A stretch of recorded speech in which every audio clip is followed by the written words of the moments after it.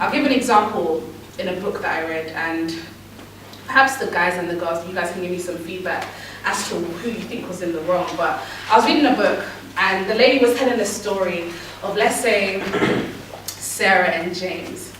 Now, Sarah and James met at youth camp, and they're Christians, young Christians, and they just realized that they clicked straight, like instantly. What do? And you just, oh my gosh, we click, like boy and female, and they get along off from the get-go.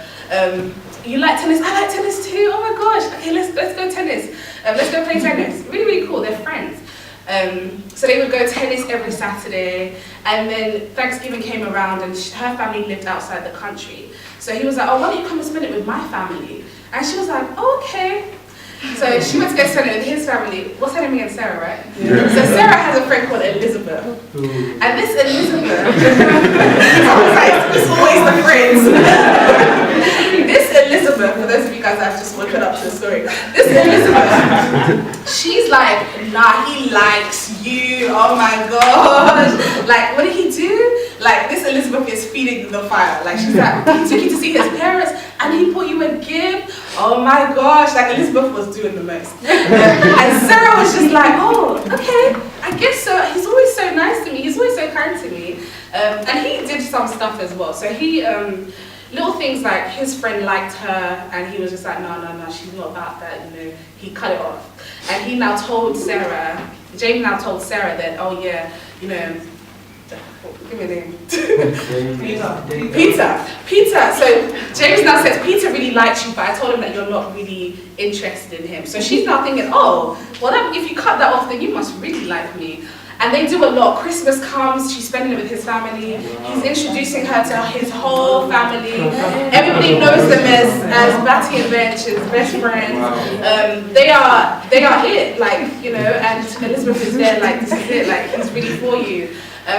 And so she obviously opens up her heart to him, like, they become really, really good friends, and tennis every Saturday, seeing each other all the time. And then one tennis practice, James comes in with Lisa.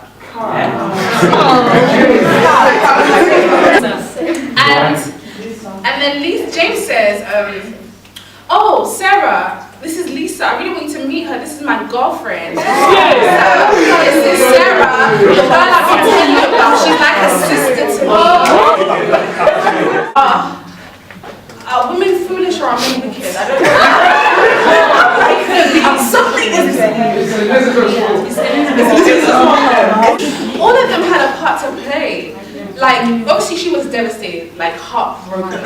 Like the guy that she thought was, and he was genuinely doing the most. Like he wouldn't do anything for any other girl. It wasn't like the friendly guy that's just friendly to everybody. He was very much directed to her. And she really liked him. And I'm sure some of us can even relate to times when we've had that. Maybe in a milder form, where a guy was doing the most for you and you really thought you were bae, but you weren't. And vice versa for guys as well. For guys as well. I'm not using slang like bae. You know what that means, right? Yeah. So bae is boyfriend or girlfriend.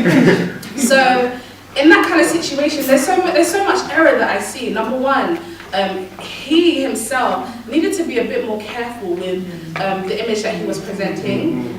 He was doing too much. And this thing, because I believe that men and women should coexist and should be friendly, and you should have pure relationships. I actually believe that men and women can be friends with boundaries and with honest communication. I think it's possible. I think it's healthy, actually. It's very healthy. But when you're doing the most, at least say, you know, I'm not really interested in being a like, there's ways that he was doing too much, basically. And I felt like he was leading her on.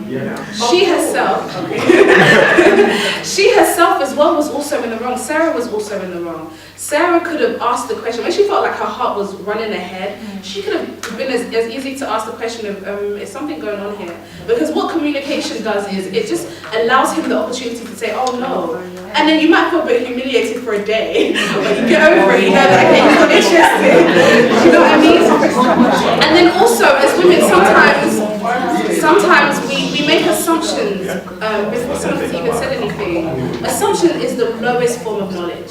You know, if you haven't verbally articulated yourself, if you haven't said anything, that I haven't heard anything, then I can't act upon things that you haven't said.